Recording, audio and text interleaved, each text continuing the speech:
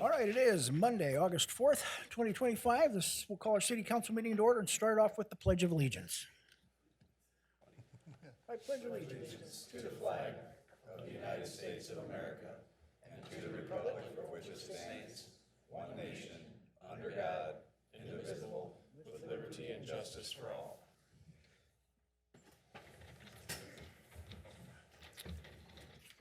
All right, next we'll have the roll call. Simonson, Yes. Rickrell, Yes. Lyon, Yes. Collister, Yes. Coleman, Yes. Alinger, Yes. Bennett. Yes. All right, next item is approval of tonight's agenda. So moved. Second. Motion by Collister, seconded by Lyon. Any discussion? Then take the roll. Rickrell, Yes. Lyon, Yes. Collister, Yes. Coleman, Yes. Alinger, Yes. Bennett, Yes. Simonson. Yes. Okay, next we have public participation. Is there anybody here who wishes to get up and address the city council about anything? Mayor, Yeah. if it's not related to Yeah, the item most are at hand here, I was just going to say, may want to defer to the public hearing item to collect comment.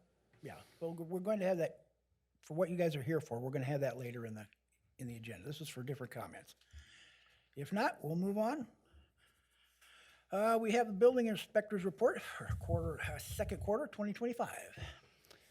I'm happily introducing Christina Schneider, our new building inspector. About a month now, Chris. Almost two. So I forwarded her a link of Brad's last amazing performance, so take it easy on her.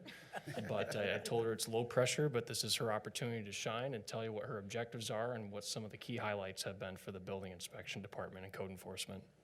And I haven't had the opportunity to watch Brad's shining moments, so I apologize I didn't get to that email. I am Christina Schneider, reporting on the second quarter. As you'll see in my report, I have highlighted the code enforcement division, and I tried to generalize so you could tell kind of the steps that I take in the process, if it had to do with nuisance, building, or any of the other rental, any of the other programs that I oversee. The second quarter, if you read the specifics, it does show that we did have more building permits this second quarter than we did last year. However, the total income that came in was lower just because last year at second quarter, we saw a couple new houses, some grain bins, some businesses that were being built, major house additions. This second quarter mostly was fences, roofs, decks, so it's just lower cost items. As you go through, you'll see my first day was June 9th. Between June 9th and June 30th, I handled 19 nuisance complaints. Most of them were self-abated, however, some of them are ongoing. We do have a few addresses that I know Brad was working with, and whether it be the occupants or the property owners, I have some individuals that I visit with on a weekly basis, and so we set small goals to slowly improve their yards. One thing that I added in here is my objectives for the third quarter. I want the council to know that what I'm working on, so I can come back next quarter and report what I've done. So it's kind of a checks and balance. I've been going through, obviously as a new employee, I've been reading the city ordinances. I've been looking at the form letters and updating any discrepancies that I find there. And so with that, just a lot of figuring out how I want to document and organize things. Also, some new programs that have been introduced to me, the Knox Box program. I've met with Mark Beck and learned about that program, so we have plans to expand on that and reach out to more of the businesses, trying to get them into the program for the safety of all of our businesses throughout town. We've also, this afternoon, I took the time to learn about the sidewalk program, so I will be looking into that more and handling the sidewalk program moving forward. In addition, you'll see there is the nuisance process flow sheet. It's slightly different than Brad's. We obviously are taking care of the same things, perhaps slightly different, in a slightly different manner. And so you can compare and contrast that. And if you have any questions, the ordinances are attached in here as well. But if you have any questions about the differences that Brad and I have had, please feel free to reach out to me. I'd be happy to explain those to you. And perhaps if he had a better way than I did, I'd be willing to change my ways too, just for the better of the community. Our focus is the safety of the community as far as the enforcement. Thank you. Thank you. Okay, thank you. All right, move on to item 7, which is public hearings. And we start off with the public hearing on proposed sale of real estate generally described as parcel number 43172920001600, approximately 3.5 acres in size, to the Allen Oltmanns Trust for the sum of $52,000. Do we have anybody here who wants to address that? Motion to close the public hearing. Second. Okay, we got a motion by Colister, seconded by Bennett. Do we have any discussion? Take the roll. Lyon? Yes. Colister? Yes. Coolman? Yes. Alinger? Yes. Bennett? Yes. Simonson? Yes. Rickrell? Yes. All right, item B is a public hearing regarding the conditional rezoning request to agriculture A1 by Big Country Properties LLC on Jackson County Parcel number 145-183-04000200. Thank you, Mayor. I'll start out. And just for the sake of conversation, whether it's council, myself, or anyone, all these meetings are on YouTube, so just please don't say anything regrettable.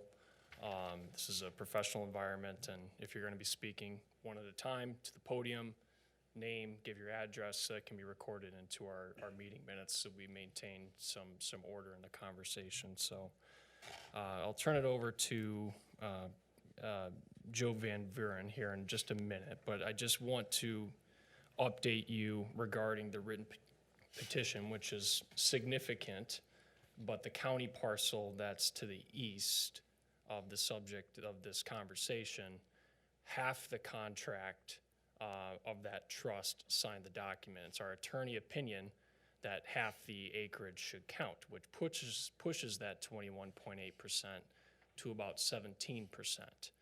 That's been described to at least one party within the neighborhood collective.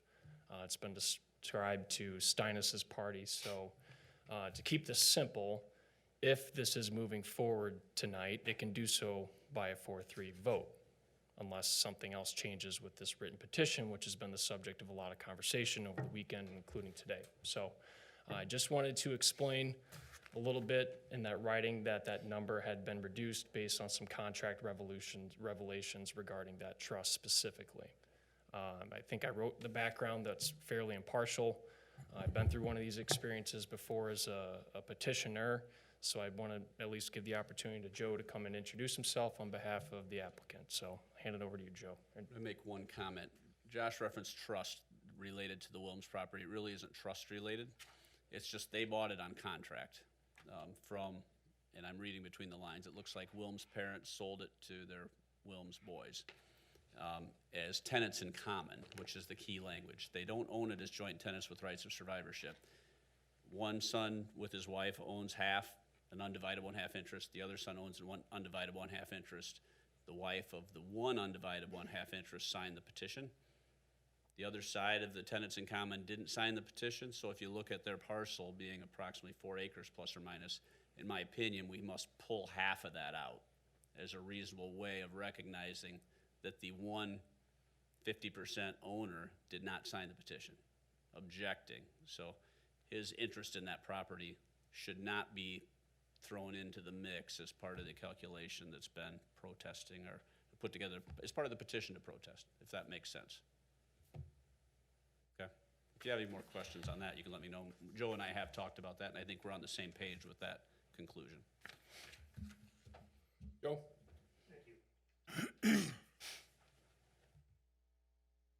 And before I begin, sorry, as Mr. Bolt indicated, my name is Joe Van Voren. I'm an attorney that's been retained by Big Country Properties for purposes of attempting to communicate with you folks their position and why they think that this land should be rezoned from R1 to A1. But before I begin that presentation, I'd like to hand out a packet of documents to which I'm going to refer from time to time.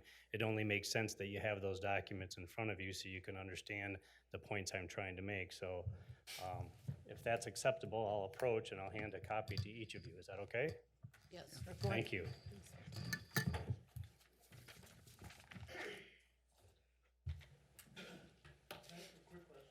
I can take them all if you want. I'll hand them down if you want.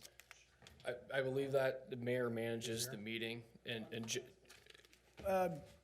When you get up to speak, you're going to get 3 minutes, if any of you want to get up and speak to us. Mayor, I think the point is that Mr. Steinis's representation, does he also get 3 minutes? That's the point that's trying to be presented here. So I think that's up to you to determine that, and if you allow Steinis's party to continue past 3 minutes, then you owe due consideration to the same parties to do the same. That's, I think, the effect of the question.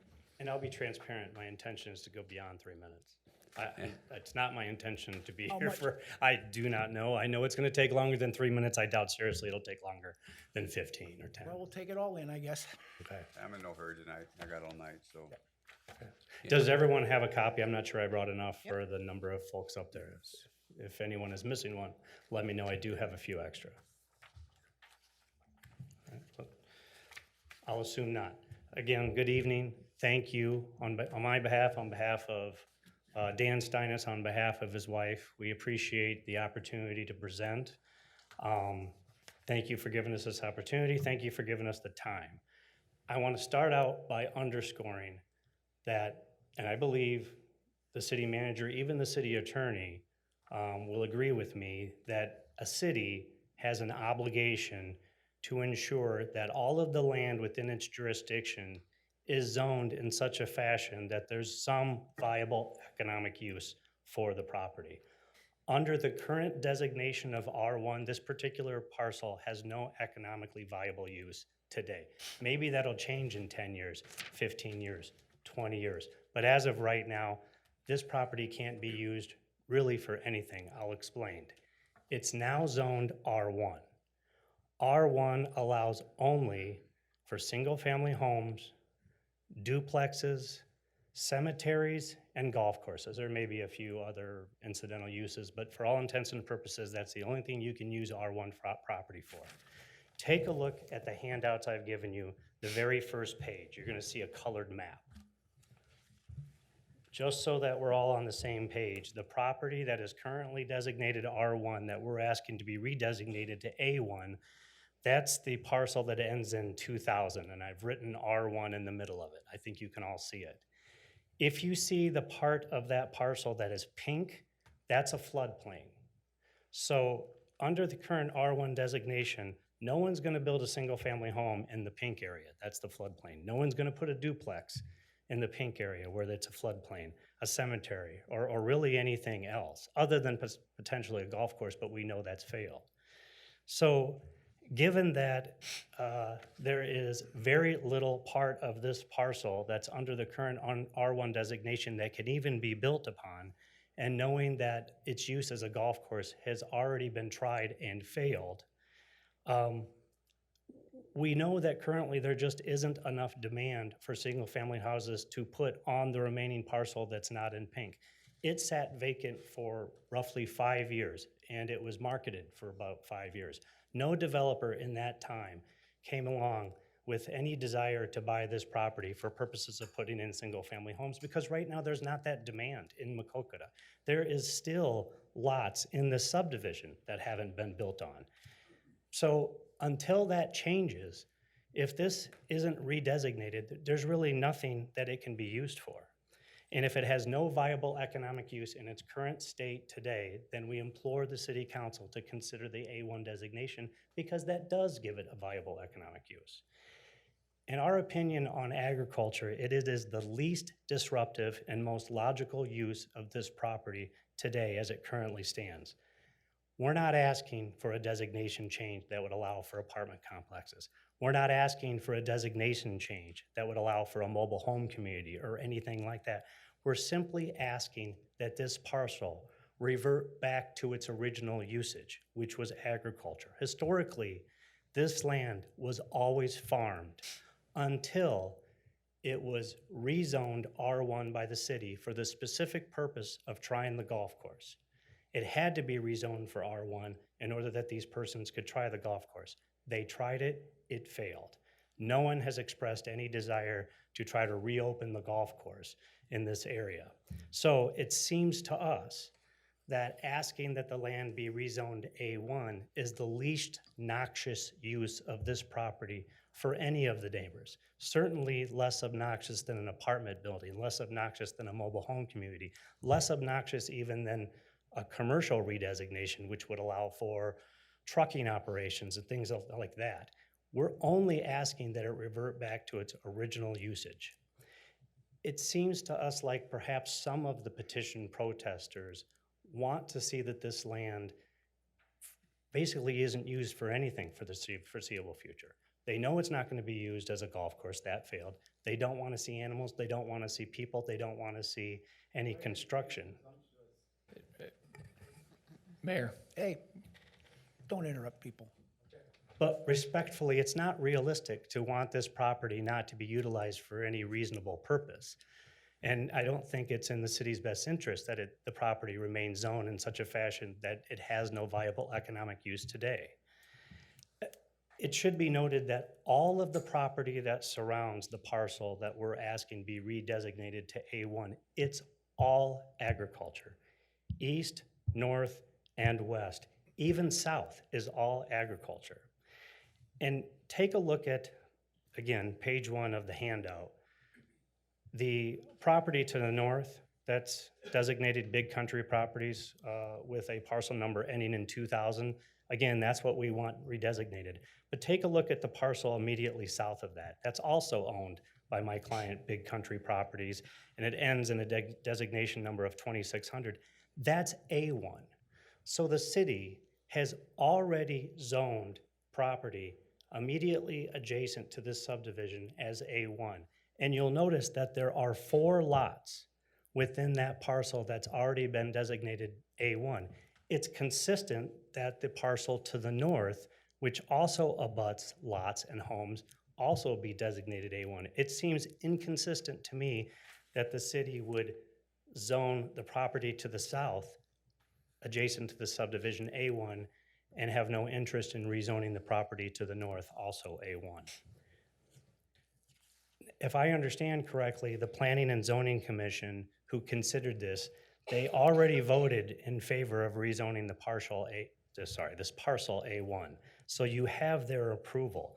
Now, admittedly, they did this with the understanding that the council would have the opportunity to consider an A1 designation with restrictions. There have been some restrictions proposed by, I assume, those that live in this subdivision. But I want to go over with you what those restrictions are and why they are far too restrictive for my client to agree to. Those restrictions that have been proposed by the opponents of the zoning change is that corn may never be planted here, that soybeans can be planted, but only once every 5 years. They want a permanent prohibition for the use of this land for anything other than grazing cattle. And they want a prohibition on any fencing around the land to be no barbed wire, which of course won't keep cattle in for any reasonable length of time. These are restrictions that would make this land economically worthless. There is no one my client will ever be able to sell this land to with those sort of restrictions. What farmer wants to buy land knowing he or she can never put a corn stalk on it or can only grow soybeans once every 5 years? It will devalue the property markedly if those sort of permanent restrictions are put in place, and it will destroy the fair market value. Now, as a reasonable compromise, you'll notice in our packet, and it's designated with a yellow sticky, that begins some restrictions that my client would agree to if absolutely necessary in order to gain enough support for this property to be redesignated agriculture. It is his attempt to try to reach some sort of common ground or middle ground that does take into consideration some of the concerns of these neighboring property owners, and it might at least appease them in part. He has agreed in this signed document that if this is redesignated A1, he would be willing to, at least until January 1 of 2031, agree to the following restrictions. He will only use it for pasture and grazing cattle. He will not attempt to put into place any turbines, wind turbines, any solar panels, any cell towers. If he is required to do supplemental feeding of his cattle, if the current crops don't sustain the 80 head he's willing to limit himself to, that he makes sure all the supplemental feeding takes place on the property that's already designated A1 to the south, which is the furthest location away from the subdivision that he could do that supplemental feeding. And furthermore, he agrees he will not come back to this council or to the city and request any further zoning changes to, for example, R2 or R3 that would allow him the opportunity to do multifamily construction, like apartment buildings, for example. And know that limiting his use to cattle only for as long as 5 years, actually 5+ years, comes at a significant risk to Mr. Steinis. What if his health next year goes south and he can no longer raise cattle? It's too physically demanding. He can sit behind a tractor, he can do planting, he can do some harvesting, he can run a combine, but he can't do the day in and day out chores necessary for raising cattle. If that happens, this land will be of no use to him for the better part of 4 years. That's the risk he's taking by agreeing to these restrictions. That's how far he's going to try to prove that his intent here is to be a good neighbor. What if he passes away in a few years? If he passes away, his estate is going to be left with a piece of land, can't be farmed, and can only be used for cattle grazing. I don't assume that his wife has any intention of taking over the cattle operations if Mr. Steinis should pass away in a few years. So the estate's going to be saddled with land that has restrictions that, for all intents and purposes, won't allow her to use the property until these restrictions finally sunset January 1 of 2031. Won't allow her to market it to anyone else until January 1 of 2031. That's the risk he's taking by agreeing to the restrictions that he's proposed. And I know that not all of the neighbors believe this. I understand that my client can sometimes be passionate, and his passion may not always be well received by the folks that he's communicating with, and perhaps even some of these neighbors. But I promise you that his intention, if this A1 designation is allowed, is hopefully for the remainder of his life using this property only for purposes of grazing cattle. Until or unless someday, and we should all hope that someday there's sufficient demand for single-family homes, and then by all means, he intends to work with the city for purposes of developing additional houses there. But that demand isn't today, it's not going to be tomorrow, and it's not going to be probably for at least the next decade.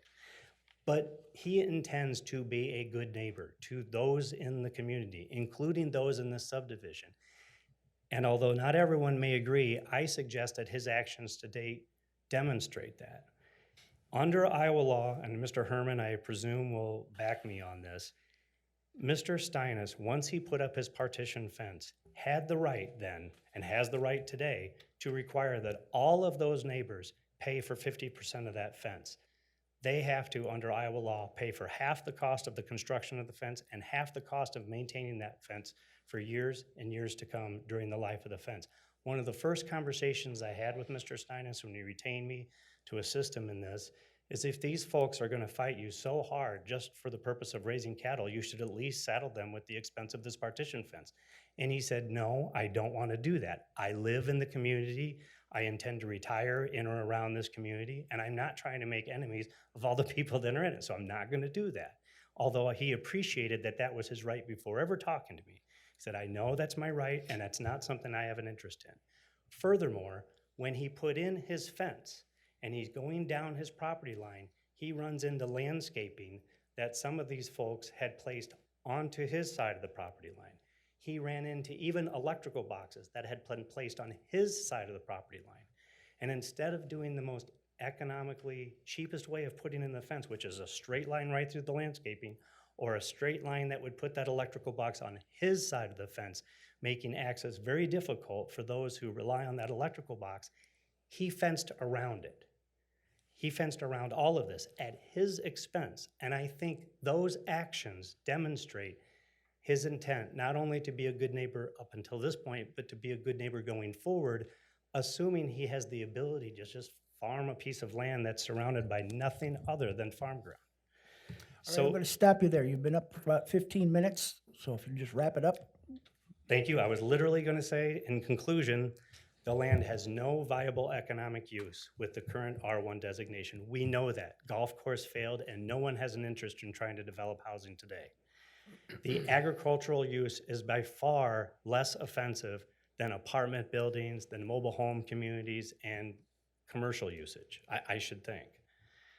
He's made a good faith proposal to you by agreeing to restrictions that put him at risk financially if his situation should turn, or if the cattle market goes down and the corn prices go up. And finally, the Planning and Zoning Commission agrees that redesignation to A1 makes sense. Thank you. Okay, thank you. All right, we'll move on. Is there anybody else who wishes to get up and speak to the council about this? You, sir, in the back.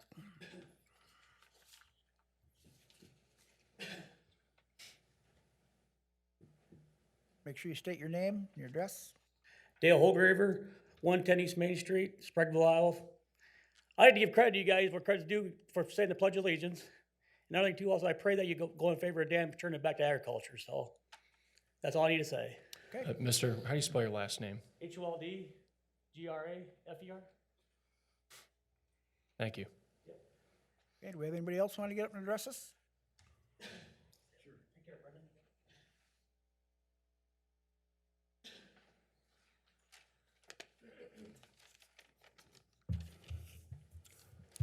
My name is Rick Schmidt. I just want to give a little history. Myself, I've been in the dozing and excavating business all my life. I married Kathy Lechtenberg and moved to Maquoketa in the late 90s. I was hired, let me back up. I've built the Preston Golf Course, 9 holes at Solon. I did the Maquoketa Golf Course. I did 9 more holes at Solon. I built a golf course for Indianola Country Club. I've worked at Valley Oaks in Clinton, Fort Dodge Country Club in Fort Dodge, Hillcrest Country Club, Lynn County Country Club in Rockwell. And I've built a par 3 golf course on the west end of Cedar Rapids, which was for the sake of doing something with it while the guy hung on to it, and now it's been redeveloped into something else. I think I have a very knowledgeable experience about golf courses. The last golf course we did at Indianola, we did everything. All these golf courses, I shaped every last inch of them. I finished them. At Indianola Country Club, we put all the irrigation in, we put in all the cart paths, and we seeded everything, greens and all. I just wanted to say that in 2000, Rich Hainstock hired us to build this golf course. And so we did. It lasted, there were people playing golf on it till about COVID, which was about 2022. So it lasted about 20 years. It's still there. All somebody needs to do is seed the greens, get the irrigation going, and mow it. The clubhouse could use a coat of paint, that's for sure, and it needs a roof. Otherwise, it's all there yet. It has been considered by people in Preston, myself, and others about getting it going again, but it was too expensive at the time. The listing price was too expensive. It is on a floodplain. I've been called back to clean up the floodplain, the mud that was out on the floodplain. The golf course was down for a couple days. It works. It is a golf course. It just needs somebody with good maintenance, good management, and some sharp marketing, clever marketing to make it go. It's there. All it needs is mowed. I'm against this zoning change and my family. Thanks. Rick, address, please. Address. 803 Timber Drive. Thank you, sir. Okay, does anybody else want to get up and talk to this? Going once? Going twice? My name is Brad Young, 808 Timber Drive. This kind of reminds me a little bit of a saying that I saw in my guidance counselor's office. And it said, "A lack of planning on your part does not require immediate attention on my part." Okay? Good evening, council members. My name is Brad Young, and I appreciate the opportunity to speak with you tonight. I'm here to express my opposition to the proposed rezoning of land currently designated as R1 to A1. But I hope you'll hear this as more than a simple for or against position. I believe what's at stake here is something more foundational. How do we ensure our zoning process remains fair, deliberate, and community-driven, and not reshaped by speculative regret? Less than 1 year ago, on August 9th, I submitted an offer to purchase this exact same piece of property. My offer was $6,000 per acre, $1,000 less than what was ultimately accepted. I included a contingency for reclassifying the land's use, not to agricultural, but to recreational, which I believe could align better with the area and community interests. That offer was rejected on August 12th, 3 days later, and no counteroffer was made. The offer was declined for 3 reasons. First, the seller believed the price was too low. Second, he did not want to divide the parcel as the irrigation control system for the golf course was on the adjoining 16 acres. And third, he didn't want to delay the sale to wait for reclassification in case a better offer came in. I respected that decision and I walked away. But here's where it gets concerning. The eventual buyer acquired the land knowing it was zoned R1 and chose not to make any rezoning contingency part of the transaction. That was a calculated risk. And now the city is being asked to rezone the land after the fact to make that risk work out in the buyer's favor. We have to ask ourselves, is that the kind of precedent we want to set?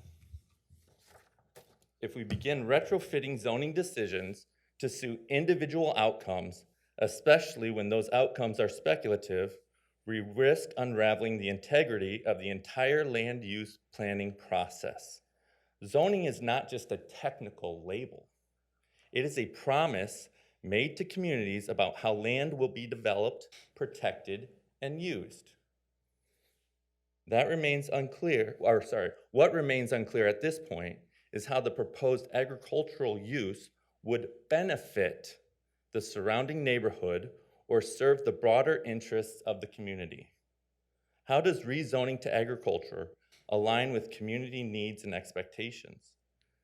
It's not about opposing change. It's about ensuring that change is done with intention, collaboration, and respect for the zoning principles that we've put into place. I strongly urge you to deny this rezoning request. Let's preserve the zoning integrity of our community and avoid setting a precedent that invites instability into future land use decisions. And if you have any questions about what I had envisioned for the land, I'd be happy to share. I believe that vision reflects a far more thoughtful and compatible use with the spirit of the original R1 designation. Thank you for your time. Okay, thank you. Yep. All right, anybody else?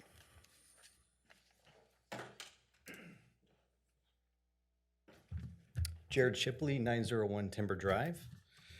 Good evening, Mayor and council members. Thank you for the opportunity to speak tonight. Maquoketa is proud to call itself one of a kind. That motto speaks to the character and charm of our city, our commitment to thoughtful planning, balanced growth, and preserving what makes this place special. But the decision before you challenges that very identity. Rezoning this parcel from R1 to A1, located in direct proximity to an established neighborhood, may seem like a small adjustment on paper, but it represents a significant shift in how we treat safety, land use compatibility, and long-term planning.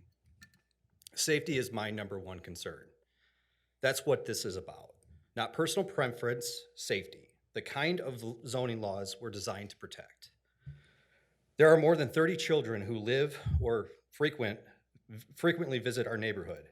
It's not unusual to see groups of children playing tag, riding scooters, or gathering for a game of football or wiffle ball. I fully understand that the proposed property is not a playground, and I respect that, but our backyards and neighborhood spaces are. That's where life happens. Where kids play, where neighbors connect, and where a sense of safety isn't optional, it's expected. Zoning isn't just a technical tool, it's a reflection of our city's values. It's how we prevent conflicting uses, it's how we provide stability, it's how we protect the investments we've all made in this community's future. Changing the zoning designation opens the door to uses that simply don't belong next to residential neighborhoods. We're talking about the potential risks to people and property if cattle get loose, environmental issues, manure runoff, drainage issues, odors from livestock operations, flies, pests, barbed wire, or electrical fencing, and the potential use of herbicides, pesticides, and other agricultural chemicals near where families live. These are not small inconveniences, they are real, long-term quality of life concerns that directly conflict with residential living. Additionally, this decision sets a precedent. Every zoning decision sends a message. If this is approved without clear community-based benefit, how do we say no to the next one? Where's the line? This isn't just one parcel, it's about the standards that guide our city. We risk turning a structured planning system into a confusing, unpredictable patchwork. I want to be clear, I am not against agriculture. It's about protecting the safety, integrity, and value of established neighborhoods. So tonight I respectfully ask you this beyond this request, think about the ripple effect. Let's make sure one of a kind means something real, not just words on a sign, but a promise we keep. Thank you. Okay, thank you.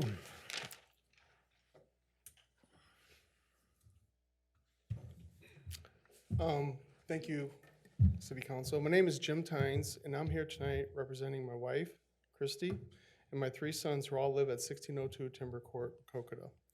I'm just gonna start it out by just saying, we are all opposed to changing the zoning from R1 to A1. 21 years ago, my wife and I lived out there. We were the first ones to live out there in that subdivision. We've been there since it started. We were the 3rd house built, the first ones to live there. So we've been through a lot of changes over the years out there. We purchased our lot, which was zoned R1. It wasn't zoned agriculture or anything else, it was zoned R1. We chose this property because we did not want to directly live by agricultural production or livestock. We could have lived anywhere in Jackson County or Clinton County out there if we wanted to live next to agriculture, but we chose not to. We chose to live in the city limits. If this property in question at that time was zoned A1, we would not have purchased it. We would have chosen to live someplace else. We're living in the city limits of Maquoketa. And so is this property. It's in the city limits. Mr. Stein has purchased this property in question. He knew it was zoned R1. And he stated here at this meeting, at the zoning meeting, that he didn't know. I don't believe that. I think that's a manipulation. If Mr. Stein had wanted A1 ground, he should have purchased A1 ground. That's our right. We live in America, but zonings are put into place to protect people. He should have purchased ground instead of disputing the fabric of our residential neighborhood with a zoning change that poses serious safety and community concerns. Please continue the R1 zoning that has been protected for neighborhoods for the past 25 years. Now, on a personal note, the safety that the previous person talked about, I've lived it. There should not be There should not be an A1 zoning within the city limits. The reason I feel this way is because when I was 21 years of age, I suffered a traumatic brain injury and was kicked by a neighbor's cow that was out, not in the pasture it was supposed to be. I was helped getting it in. I was kicked and I suffered a traumatic brain injury. For this reason, I choose to live in a residential zoned area to avoid agriculture and all that comes with it, including large, unpredictable livestock. I read Mr. Steinis's proposed things. He told us every item that we came up with in the group, he stated to us at one point in time. He was okay with that. It started out at 40 cows, 50 cows, 3 months, no breeding stock, just cows, no calves. Now it's changed. Now he wants breeding stock. I don't plan on putting a turbine in, no confinement, no hog buildings, nothing. Now he only wants that till 31. Why? Good.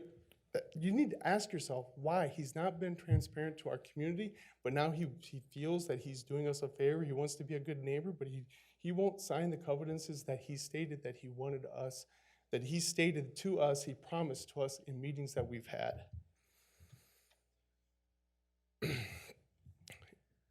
The unprecedented livestock being around myself, my family, and anyone who visits my home, I was lucky. Accidents can happen regardless of how well we guard against them. Just think that could happen to anybody if it is changed to A1 zoning. Please turn the zoning request down. I do request, I was gonna find a picture of myself in the hospital from this accident. And my wife told me not to. But if you don't mind, I'd like to show you the scars that I have if you can't see them. 2 on the front of my face and 1 behind. And I was lucky.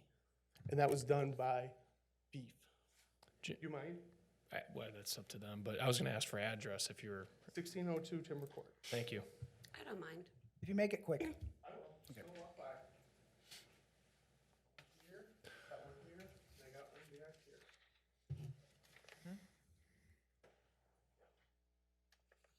Just think, would you want one of your children to get picked?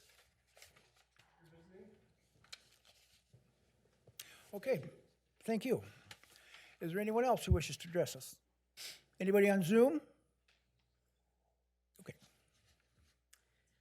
My name is Tiffany Mangler. I live at 724 Country Club Drive. Wasn't really planning on speaking tonight, more kind of listening, but currently have an inactive real estate license, but I sold a lot of homes out in this particular neighborhood, and I'm just offering a couple things for you guys to think about. So in my experience, when someone's making a purchase of this nature, they know what they intend to use it for. I've looked through the listing just briefly to see if perhaps the zoning was missed. It appeared that it was very clear. Portions of it were ag, portions of it were residential. To come into when they talk about value, my experience was that buyers of that nature and that caliber would not come in and not know potentially what they were going to use it for. In this situation, perhaps the best way to go about it would have been an offer contingent upon a zoning change to do what he would like. Another food for thought is I haven't heard any discussion on the value of these folks' homes and potentially the decrease in value. And I'll be honest with you, there's really no way to measure that until it happens. I mean, it's relative. There will be people that will be absolutely not interested. There may be others that don't care. But let's keep in mind, it could have a negative impact on them. And we've heard about the catastrophic events for him in the event of a death. What if they have a job loss or a death and now need to sell their home at a significant loss? One way to kind of look at that might be to talk to an appraisal agency and see if they're coming out, how does that change the value of these homes? The reference to the electrical boxes and the landscaping, it's to the best of my knowledge, the electrical boxes are owned by MMEU or whoever the electrical provider is. So I don't think anyone intentionally put those there. I'm not even sure that they're their property. And as far as landscaping, I will tell you from my experience, there are so many of you that are mowing an extra foot of your yard or your landscaping unless you've had your pins marked. I always told my clients, if you truly want to know, you need to have your pins marked. So I don't think anybody intentionally, it was nice that he worked around those things, but I don't think anybody intentionally put it on someone else's property. So just some food for thought on when someone purchases, the intention, and also I think this could have a significant impact on the value of their homes. Thank you. Okay, thank you. Is on the zoning board, just so everybody's clear. All right, anybody else? Going once?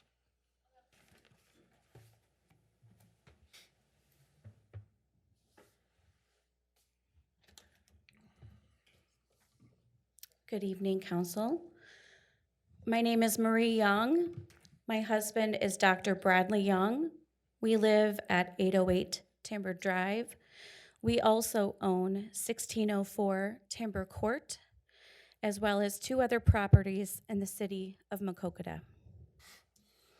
Now, I could provide a list of quite unneighborly behavior of Mr. Steinis to several neighbors, as well as the neighborhood at large.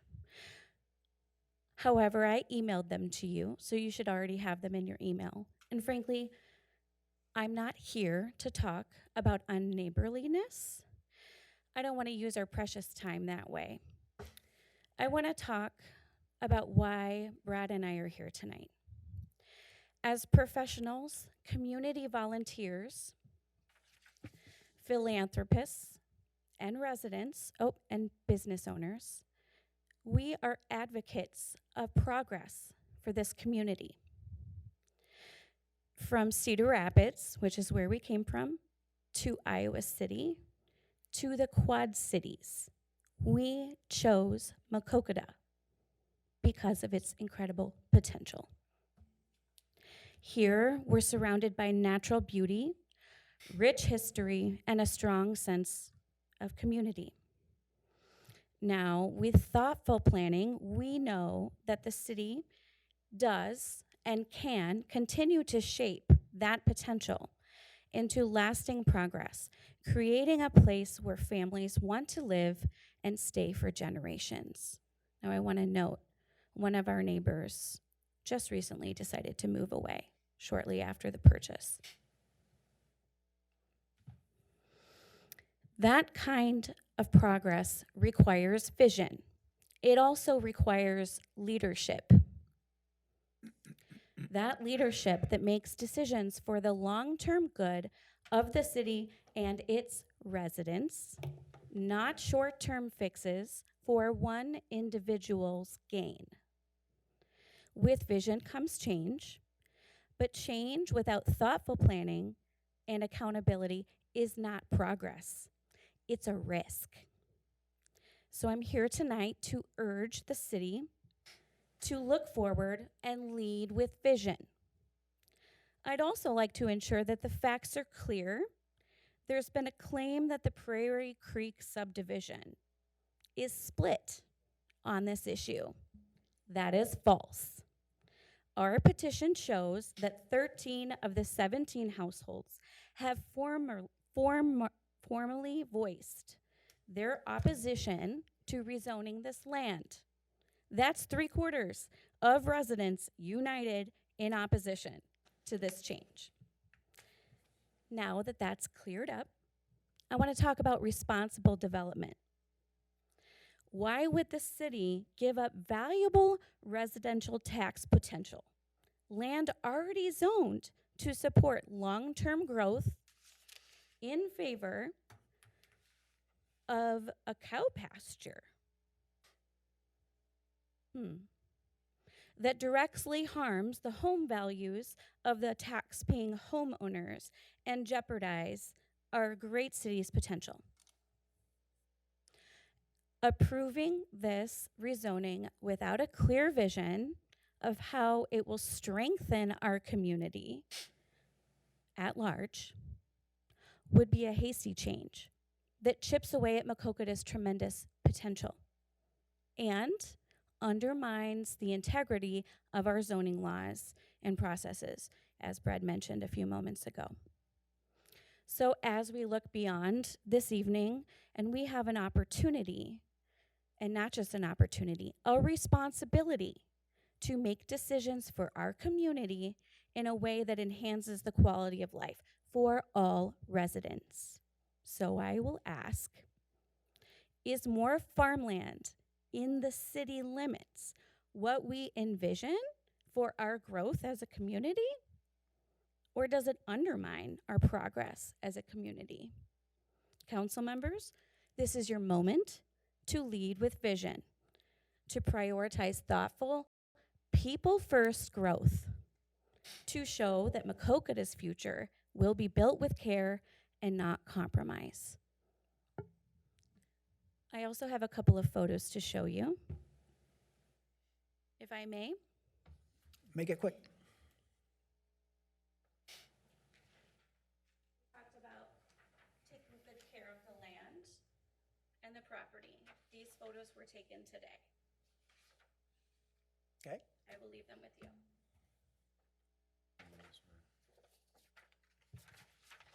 Thank you for your time. Okay, thank you. Anybody else?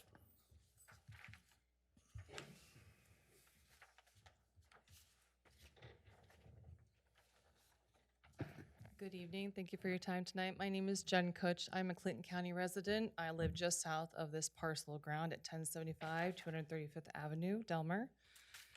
I live in Clinton County and I farm in Jackson County. I own agricultural ground in a couple different counties across the state. And I grew up farming, so I'm not opposed to farming. I had the opportunity to work and live in Chicago and as well as Rhode Island and New York for a good time in my early 20s. And what I loved about Rhode Island, where the state is so small and locked in that you actually can't build anything that's not on an original foundation at this point, because they don't have land out there to expand like Iowa still does. In Rhode Island, more people are committing land to recreational conservation. And the people I worked for out there were a big part of that. And it was very impressive to see. And for a couple years now, since I've moved back to Iowa, I've often looked at the ground next to the Y and thought to myself, you know, that would be such a nice area to, like, I don't know, have a community garden or a recreational area similar to Prairie Creek, which became a thing a little bit later on. But, you know, DeWitt has a fantastic community garden. I drive by it all the time. I think it's awesome. So my partner and I do some philanthropy, and we had considered, you know, purchasing a chunk of land to do that for this area so that my children could enjoy it. We plan to be here forever. I'm going to die in my house. I'm never moving again. And we actually looked at the property ourselves. And I loved it. I thought it was a beautiful opportunity for walking paths. It has a really nice, quiet peacefulness to it, still within city limits. Once again, a community garden, some trails, maybe some wildflower beds, something that's a little more interactive and could be maybe something that would add on and increase property value for people in the city. We weren't sure about running a golf course, although it wasn't without consideration. You know, and overall, we put in an offer and we too were turned down. It was too low for them. And we left it because we weren't going to argue with it. It just wasn't meant to be. So all that being said, it is within city limits. And I would think that you will all probably take the time to consider, at the bequest of all the people here tonight, that decision. And I thank you for your time. Okay, thank you. All right, anybody else?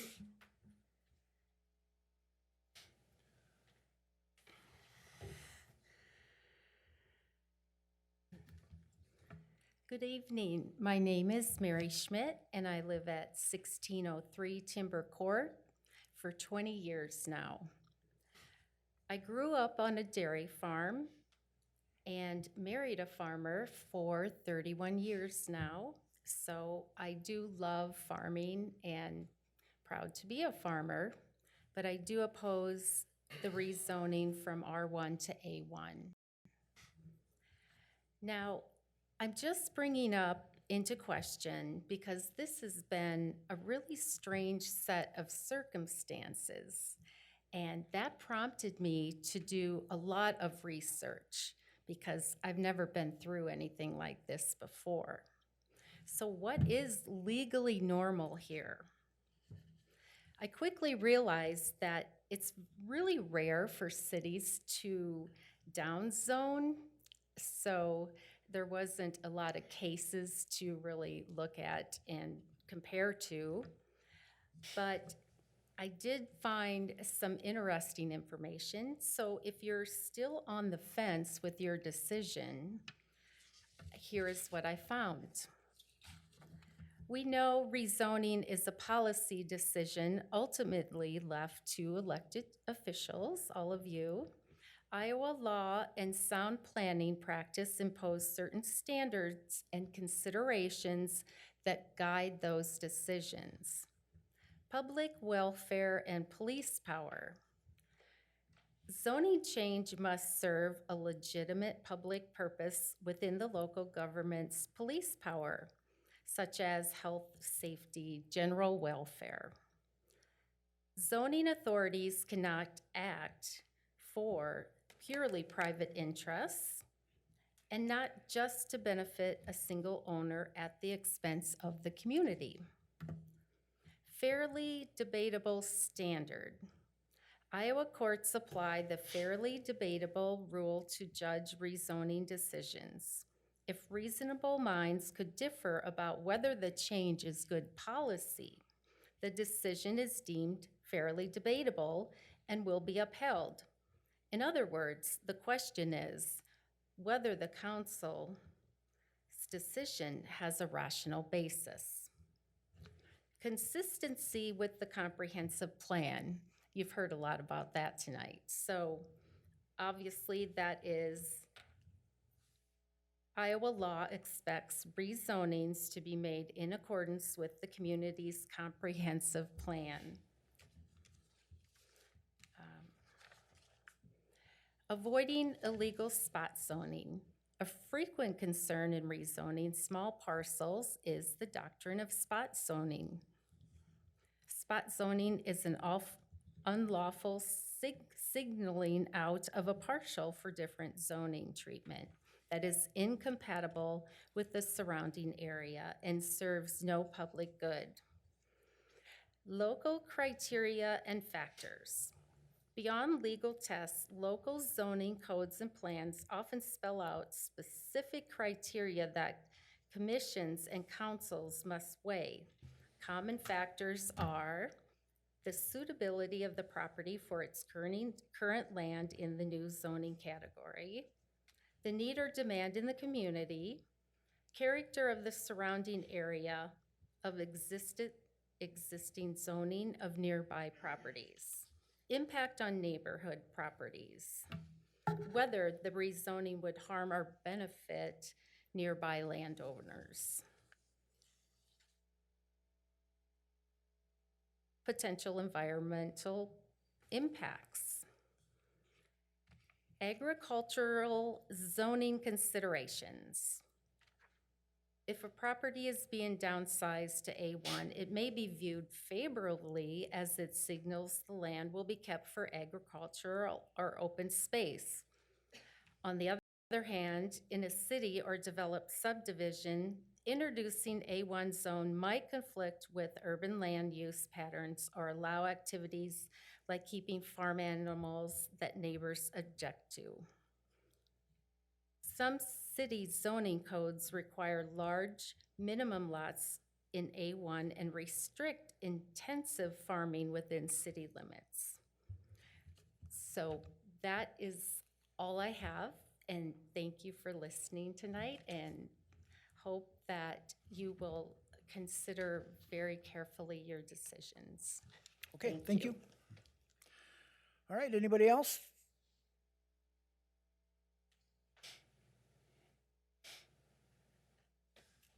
Hi, I'm Nicole Shipley, 901 Timber Drive. Thank you for the opportunity to speak with you all this evening. Just to be clear too, this issue isn't about being pro or anti-agriculture. It's about being pro-resident, pro-safety, pro-transparency, and pro-community. I'll note some things that I heard from the 6:30 P&Z meeting, that there's ag land all around us.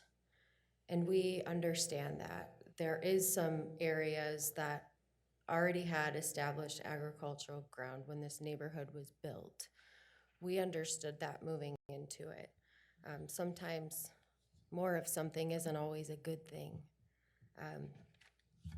I think if in the map too that shows where our neighborhood's located, just logistically, we are surrounded, but we have a protective buffer. And the other thing that I'll clarify too, I understand Neil Ingalls has cattle within city limits as well. That's also been established. So I just want to mention that. However, there's land around us with cattle. We see them from a distance and appreciate that. However, it's not right against our backyards. I understand that the city and the property owner are the primary parties that are involved in this rezoning decision. Still, I hope council appreciates the logistics of the situation.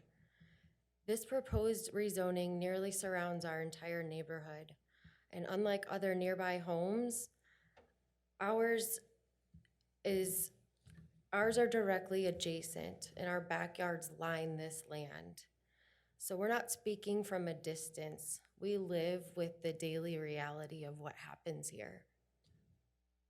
So whether we're official parties or not, I hope you can agree that our voices should carry great weight in this matter.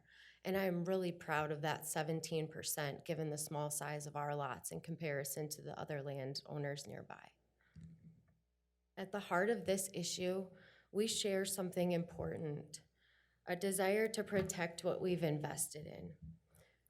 For Mr. Steinis, that's cattle, crops, and business operations. For us, it's our children, our families, and our homes. I believe the city wants what's best for its residents, and that includes protecting the safety, value, and livability of our established neighborhoods.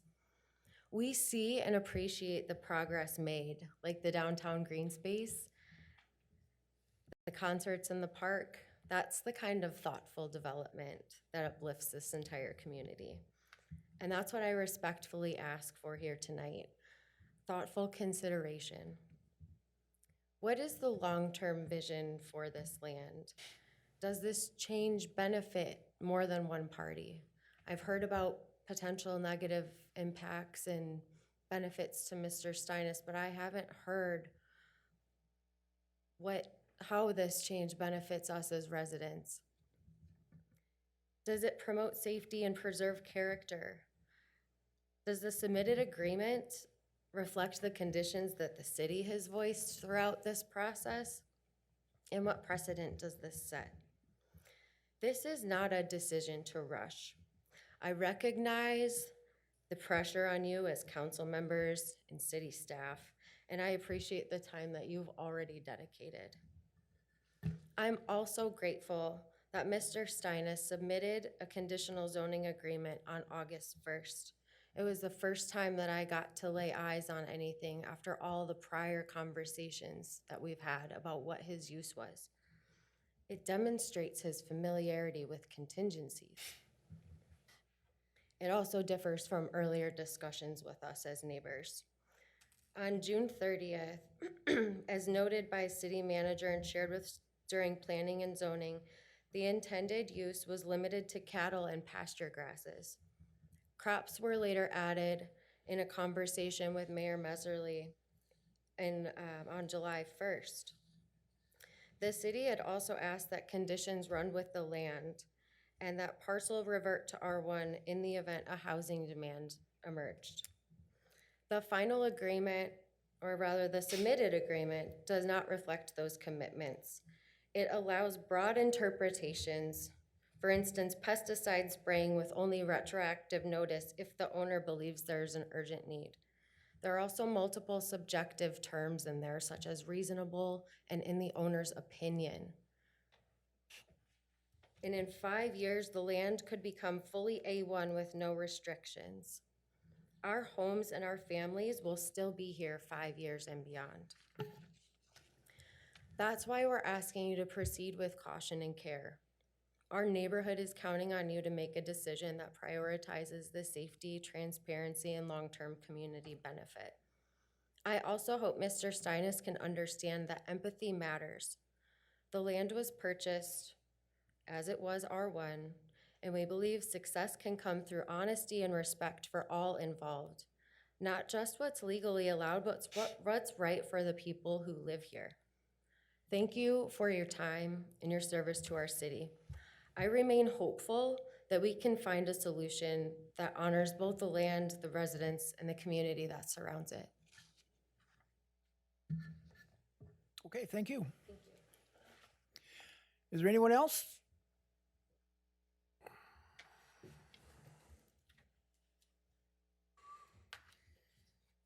Michael Schmidt, 1603 Timber Court. I, first of all, apologize for speaking out of turn, and I apologize to Mr. Steinis and his presentation for doing so. I do feel that it is probably not in the right place to figure that they could characterize or express our thoughts. Their presence has been very near term and about like Jim Tynes and his family. We've been there 20 years. We purchased the lot and built on it. I did so through a enterprise project, you know, to do 4 structures with a partner in town at that time, and that was in 2004. And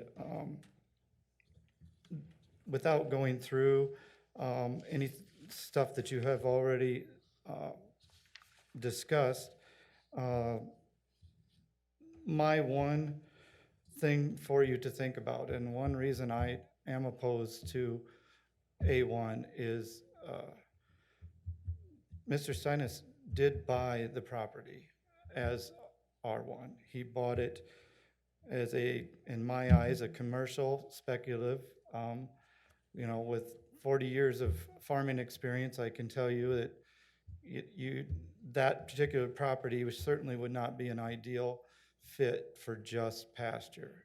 You know, it is with no contingencies. It was a cash offer, as far as I can tell, with, you know, a very quick close. And to presume in a month's time or 2 months' time that we should immediately rezone it would kind of be unfair to, you know, even Mr.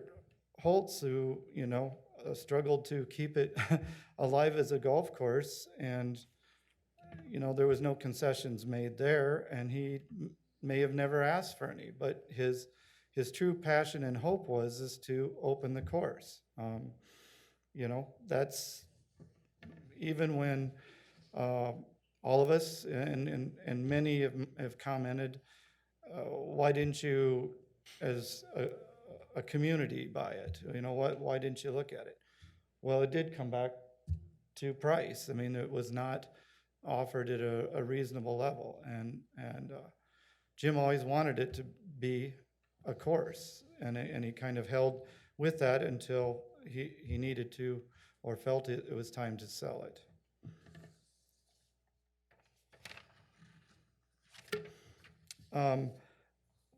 These restrictions, just because I have an ag background, I just wanted to mention that I don't know if it was misunderstood, but the barbed wire was only intended to have a protective, more stable cable on the top of the homes that abut the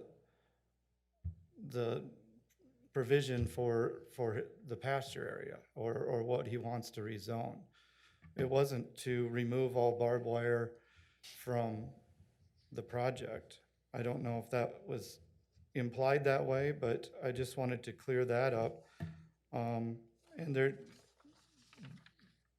the conditions, like has been said many times before, were all conditions that Dan kind of laid out, and maybe we added or reworded some, but we can clearly see now that every one of those provisions that we were even willing to consider are necessary. I mean, and they are fair concessions.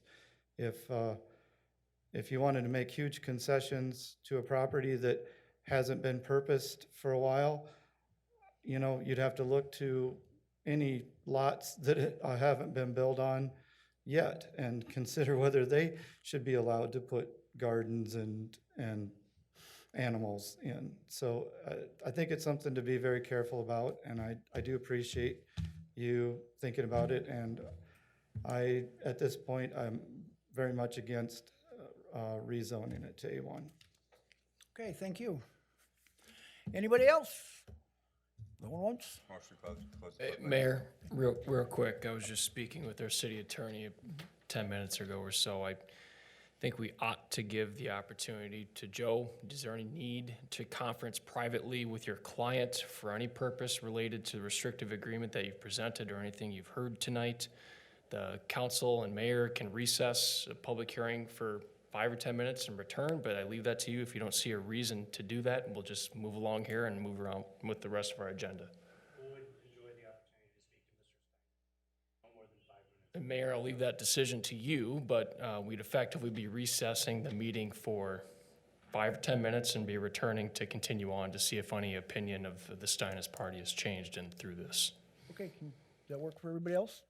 Yes. Can we get a motion? So I have a question, excuse me. So if they get to recess and have a conversation, do we also get to do this and then come back with secondary comments? Well, the applicant and the city council are party to the agreement, and the 50% side of that, to me, if there was something to discuss privately, whether it's within the scope of an agreement or within a broader scope of something else, I just thought, we have an opportunity here in a public hearing to have that be possible. It may be in everyone's benefit just to allow that conversation to happen before we rush into ordinance. One more question. Has the city council seen provision that we requested? Yes. Okay, thank you. Okay. If that works for everybody, I take a motion to take a break for. So moved. Second. We had a motion by Colister, seconded by Alinger. We have no discussion. Take the roll. Colister? Yes. Coolman? Yes. Alinger? Yes. Bennett? Yes. Simonson? Yes. Rickrell? Yes. Lyon? Yes. Okay, we'll take a break. We'll be back in about 5 minutes. 7:12. I guess we left off at the consent agenda. which, Mayor, yeah, we haven't Oh. closed the public Oh, hearing yet. yes. We recessed, That's so right, we're back in public hearing public hearing, session. back into So public hearing, yeah, okay. we allowed Steinis' party to privately convene at this point. It's your meeting, but there may be extra commentary related to this item that you can welcome at this point. Okay, does there anybody have anything to add?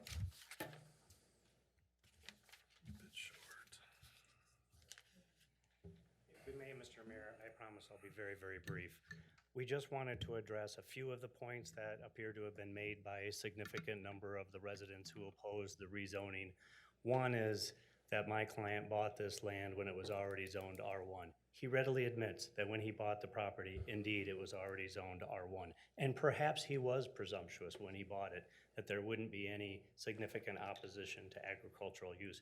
But I think you can understand where he was coming from, given that the land was surrounded by nothing but agriculture, given that the land to the south, which he also bought, is already zoned A1, he had presumed the folks that live in this community would much rather see pasture grasses, cows, perhaps someday corn and soybeans, than an R2 designation that would allow for apartment buildings, or a commercial designation that would allow for heavy-duty trucks and trailers. Certainly, he appreciated when he bought this that if his intention was to put in a mobile home community or 3 or 4-story high apartment complexes, that, yeah, of course, the people in the community are gonna have some issues with that and likely would have voiced their opposition. He did not appreciate the extent to which the residents were going to oppose A1, and that is essentially the only reason why he didn't seek an earlier zoning change. And secondly, a few of the residents seem to be of the belief that if this is redesignated A1, that would possibly support some sort of hog confinement facility down the road. But I assume all the council members appreciate that even if it is designated A1, state law will not allow him to, or anyone, either Mr. Steinis or anyone who purchases this after him, can never use it for a hog confinement because of its close proximity to other residences and city land. Thank you. And if you have any questions for me or for my client, I'm certainly willing to address any concerns that you have or any questions you might have for us. Just one. Why is there a limit to 2031 on the concessions that were offered? Because if these restrictions do not ever have a sunset, then this property will forever be difficult to market to anyone. No farmer is ever going to buy this land and know that he or she can never plant corn. No farmer is going to buy this land and know that it can only be used for cattle operation, no matter if the cattle market goes down and the corn prices go up. Obviously, no one's going to want to raise cattle in Iowa in 2040, 2050, 2060, because these restrictions are going to run with the land. These restrictions, if they don't have a sunset, will be there forever. And that would be immediately devaluing the property in a very meaningful way. That's why he has to have some sunset. And he's taking on the risk that the 5.5 years that this property is subject to those restrictions, the cattle market will still stay high enough that raising cattle in Iowa is economically viable. He's incurring the risk that his health doesn't take a downturn such that he's not able to raise cattle here. If that happens, it'll be his burden to bear. Thank you. Let me just ask, it took 30 days to get concessions from Dan after the zoning meeting, which proposed on a 3-2 vote that it would be restricted, or that their presentation would be restricted to go to A1. And it took a phone call to get some sort of restrictions back from Dan, and left 3 days for the council to have any idea or input on said restrictions that Dan would work with. I mean, we've had 30 days, not to mention 2 months of time to work with this group. Why did it take such a level of time for him to concede or decide to want to work with us? I don't agree it took an inordinate amount of time for Mr. Steinis to come up with restrictions that he could live with. 30 days. Excuse me, sir. He and I had a number of conversations over the last several weeks as to just how far he could push those restrictions without risking the economic viability of this land for himself and for his estate in the event that he should pass away. And together, primarily with his input, we settled on this January 1 of 2031. He appreciated that these people would like these restrictions to be permanent in nature, but we went over all of the different scenarios. What would that do to the value of the land? He inquired to people, third parties that had more knowledge than him as to whether or not these restrictions, how is it going to affect the marketability? We had to contact those people, discuss the restrictions with those folks to see how that's going to affect the marketability 10 years, 20 years, 30 years down the road. Only after all of that consideration, and it did take some time. Part of that was my busy schedule and me having to put those restrictions on paper and submit them to the city manager. We did it as fast as we were able to do it. I apologize that we didn't do it as fast as you might have liked. I wish you did have more time than just the 3 days to consider it, but this was as fast as Mr. Steinis' schedule, my own schedule, and the schedules of these third parties with whom we were conferencing would allow us to get it to paper, to have it signed in front of a notary, and then submit it to the city manager. Motion to close the public hearing. Okay, we got a motion by Lyon, Second. seconded by Bennett. We have no discussion, take the roll. Coolman, Yes. Alinger, Yes. Bennett, Yes. Simonson, Yes. Rickrell, Yes. Lyon, Yes. Colister. Yes. Okay. Now we move on to our consent agenda, which consists of the minutes of the July 21st, 2025 regular city council meeting, our bills payable through August 4th, 2025 in the amount of $612,055.62. We have an amended Class E retail alcohol license filed by KJ's Convenience and Deli. Renewal of a Class B retail alcohol license filed by Quick Trip Incorporated, number 894. And a new Class C retail alcohol license filed by the Jackson County Fair Association, AP 216667. Also a new Class C retail alcohol license filed by the Jackson County Fair Association, and that's AP number 216669. So moved. Motion by Colister, seconded by Coolman. We have no discussion. Take the roll. Alinger, Yes. Bennett, Yes. Simonson, Yes. Rickrell, Yes. Lyon, Yes. Colister, Yes. Coleman. Yes. All right, we have no old business, so we'll move into new business. Item A is an ordinance establishing and implementing a program to charge mitigation rates for the deployment of emergency and non-emergency services by the fire department or services provided and rendered for by the Maquoketa Fire Department. So moved. Motion by Colister, Second. seconded by Bennett. Do we have any discussion? Then take the roll. Bennett, Yes. Simonson, Yes. Rickrell, No. Lyon, Yes. Colister, Yes. Coleman. Yes. Alinger. Yes. All right, that passes. Item B is an ordinance amending the official zoning map of the city of Maquoketa, Iowa for certain properties on parcel 1451-8304000200 from residential 1 to agriculture 1. Mayor, this is the official action, as you know. I guess one of the outcomes of that recess is the applicant isn't going to be requesting any sort of without restrictions, I guess, presentation to you. So which puts the applicant in the territory of considering the agreement that he had signed to. So there were kind of two parallel paths in this conversation to take, given the application. One's been eliminated as a result of that recess. So the applicant would like you to consider and talk over the conditional agreement that they did in fact sign. So this is, at this point, I'm stepping out of this, and Doug and I can answer questions, but it's your turn to lead and to discuss this. I have a question for Doug. It was said earlier that Iowa fence law says that in a residential area, if my neighbor decides to build a fence, that I have to pay half? In an ag environment, that would be true. So in this case, with an agricultural fence, meeting agricultural fence standards under the code, I think, in my opinion, Mr. Steinis could have come to the property owners and tried to reach an agreement. If they couldn't reach an agreement, then the fence viewers would have gotten involved, and typically the right-hand rule would apply in Iowa. Interesting, okay. That's only if It's agriculture. A1. Yes. But, That's my understanding. okay, so anyway, I'm curious why someone would buy a property that has no viable economic use. That seems like a poor way to spend your money.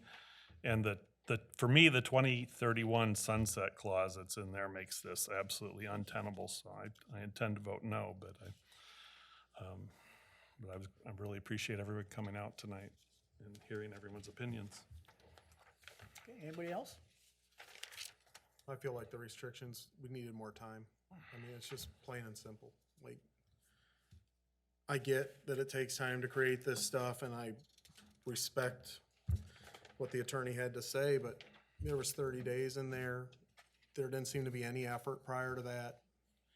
I'm all A1 with restriction, but at this point, we're so far apart, and I don't know between the parties if we can get together to come up with something that would be viable.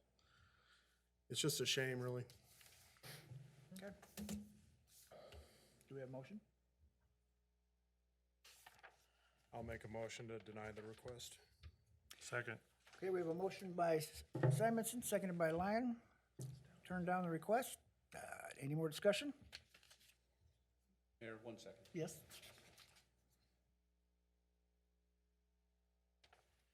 Can it just die? Yeah, there's different ways of handling a vote like this. The way to have the clearest record, in my opinion, is not to vote no, but it would be to vote to approve and then vote it down, if that's what you want to do. And then if restrictions were to come that we could agree to later, one of us could bring it back, correct? You could, with the caveat that your code does indicate that if a zoning request is made and denied, it can't be brought back, at least in the same format for a year. So that's kind of the out. If it comes back with a different type of an agreement, I think there's an opening for you to consider. So my advice would be to modify the motion slightly, just have it be a motion to approve the change in zoning to A1 in accordance with the conditional rezoning agreement presented. And those of you who are not in support of that, which sounds to be a number of you, then you vote no, if that makes sense to you. Yes, makes sense. So moved. Well, Second. do we have to cancel out Mark's motion? I'll retract that. Okay.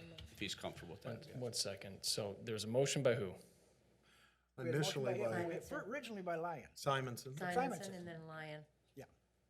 Simonson, then Lyon, okay. But I believe the motion is as the city attorney stated. Colister. I thought that we were following the attorney's description on the motion. I apologize. I think That's what I motioned to. Okay, I appreciate that. So do we have a new motion? I motioned. And I seconded. So what are we voting on? So we're We're voting on? voting to approve it. Well, We're the voting to motion is vote. to approve it. You would vote if you're in favor of approving it or voting against it if you're. Okay. So if you're opposed, it would be a no vote. Are we all on the same page? Okay, let's take the roll. Simonson, No. Rickrell, No. Lyon, No. Colister, No. Coleman, Yes. Alinger, No. Bennett. No. Okay, motion fails. Motion fails. Thank you. Scare everybody. All right, well, we make it to item C, which is a resolution approving proposed sale of real estate generally described as parcel 43172920001600 in Maquoketa, Iowa, approximately 3.59 acres in size to Allen Oltmanns Trust for the sum of $52,000. So moved. Motion by Colister, seconded by Alinger. Do you have anything to add, Josh? I'm hoping for your vote on this tonight, unless you would really like me to speak with the abutting property owner every 4 months. That's remained under open bidding, so have a lot of financial reason in the airport fund to approve this tonight, and I'm anxiously looking forward to a closing on this to get your airport fund healthy. Okay. If we have no more discussion, take the roll. Rickrell, Yes. Lyon, Yes. Colister, Yes. Coleman, Yes. Alinger, Yes. Bennett, Yes. Simonson. Yes. Okay, it passes. Item D is a resolution approving change order number 1. It's an increase payable to River City Paving Company in the amount of $4,975 for the 2025 City Mill and Fill project. Anything to add?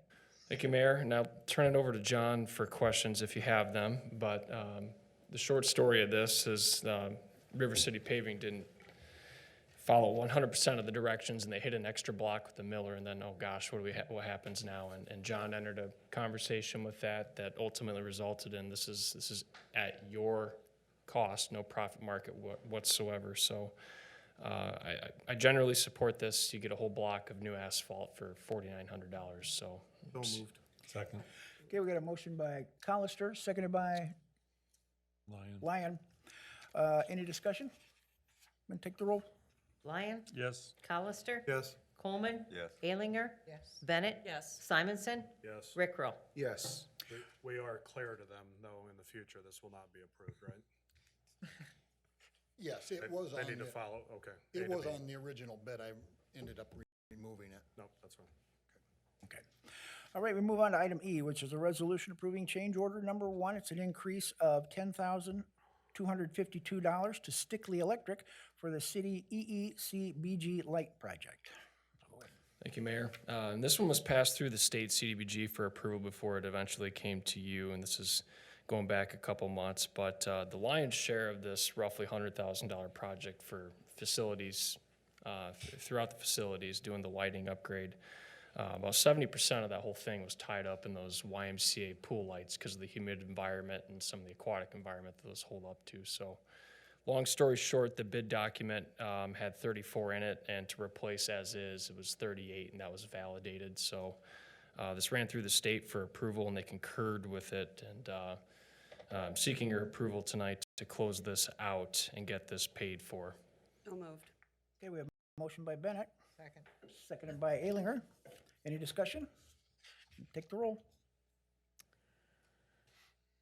Hollister, Yes. Coleman, Yes. Alinger, Yes. Bennett, Yes. Simonson, Yes. Rickrell, Yes. Lyon. Yes.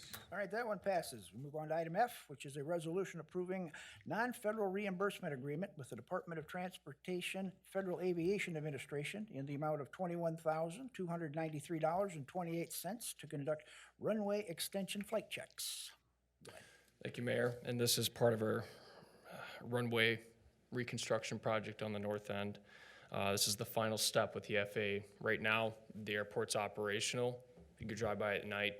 You can't land there because nothing's been certified the FAA for the lights on the runway. So they need to do a number of flight checks that are related to that.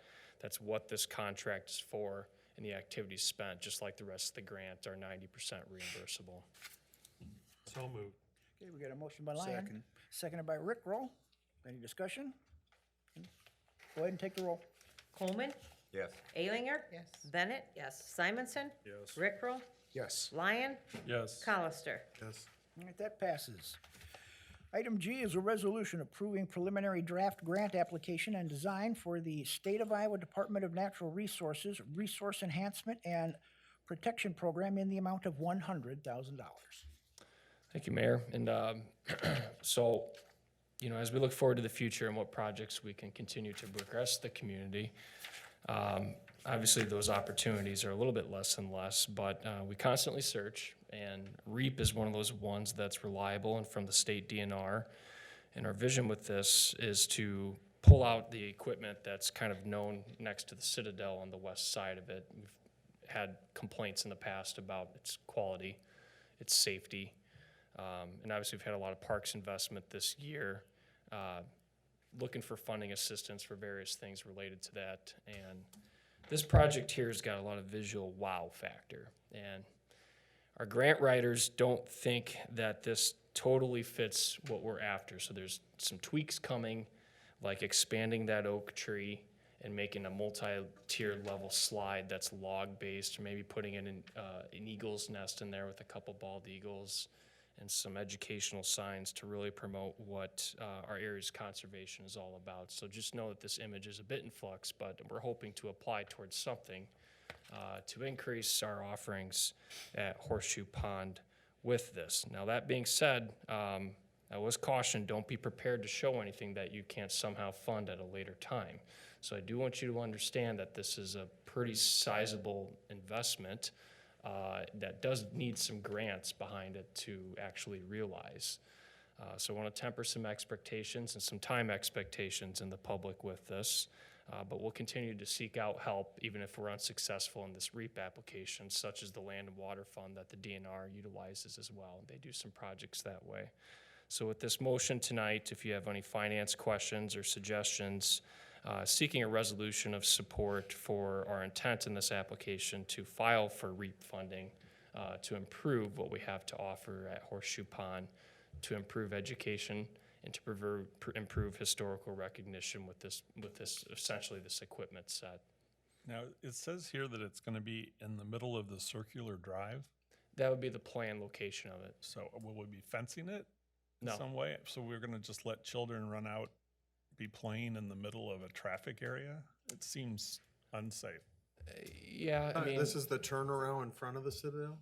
no, there's a large grass island in between the main campground parking location.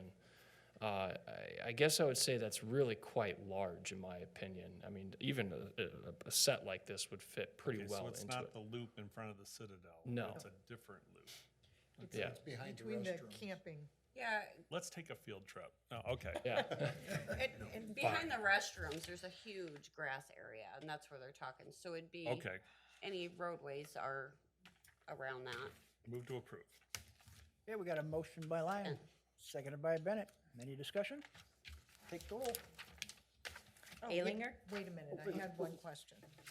Say we did get this grant, and it looks like it's another 47,000 above and beyond. Do we have a time frame on utilizing? Usually the period of performance on grants is anywhere from 2 to 3 years. Okay, It just so we depends on should what be- those grant policies are. Okay, all right. Sorry, yes. Teresa, yes. Go ahead. Okay. Alinger? Yes. Bennett? Yes. Simonson? Yes. Rickrell? No. Lyon? Yes. Colister? Yes. Coleman? Yes. Okay, that one passes. Move on to item H, which is a discussion and possible motion approving payment to River City Paving in the amount of $464,290. Thank you, Mayor. I don't have anything to add. The last change order that we just approved reconciles this total dollar amount being requested, which is why it's outside the normal bills list. So moved. Got a motion by Colister, Second? seconded by Lyon. Any discussion? Take the roll. Bennett? Yes. Simonson? Yes. Rickrell? Yes. Lyon? Yes. Colister? Yes. Coleman? Yes. Alinger? Yes. Okay, that one passes. Item I is a discussion and possible motion approving payment to Stickley Electric in the amount of $15,630 for the city EECBG lighting project. So moved. Motion by Lyon, or Colister, Second. seconded by Bennett. Alinger, sorry about that, seconded by Alinger. Any discussion? Take the roll. Simonson? Yes. Rickrell? Yes. Lyon? Yes. Colister? Yes. Coleman? Yes. Alinger? Yes. Bennett? Yes. That one passes. Item J is a discussion and possible motion approving pay app number 27 to Chig-Fry Excavating in the amount of $339,418.71 for the Platt Street project. Thank you, Mayor. I don't mean to complicate this at all, but you know, when John or Jen or anyone on staff, you do these tracking orders, and we just approved this Platt Street change order at the last meeting, if you recall. This is the first pay app that exceeded that contract limit, which I guess is normal for cities taking over a DOT contract, and I'm back and forth with Andy on please explain this to me. And I've sort of done that in one sentence here, where a DOT contract does not account for quantity overages in construction for non-planned measured items.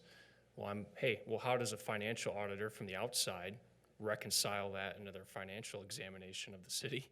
And they, at the end of the project, provide something. And this is fairly routine, as I understand, but Andy's here to answer any detailed questions that might come forward. I would also tell you, related to an ongoing litigation, we're under city advisement that if the engineer and DOT are recommending a payment and a change order to move forward with them. So on the pay app sheet, if you did carefully review your packet, I did note on there that the project was at a negative balance, but the city fund that this is paid out of still has substantial funds in it to pay the bill. So I just want to be very clear and transparent with the complexity behind this item. Okay. So move. What? Second. So move. Second. Got a motion by Simonson, seconded by Rickrell. Any more discussion? Take the roll. Rickrell? Yes. Lyon? Yes. Colister? Yes. Coleman? Yes. Alinger? Yes. Bennett? Yes. Simonson? Yes. Okay, that one passes. Item K is a discussion and possible motion approving pay app number 6 to Erig Works LLC in the amount of $107,640.02 for the Prairie Creek Stream Bank Restoration Project. So go ahead. Thank you, Mayor. This is a June pay app that admittedly, and confessing, we're just a bit behind on.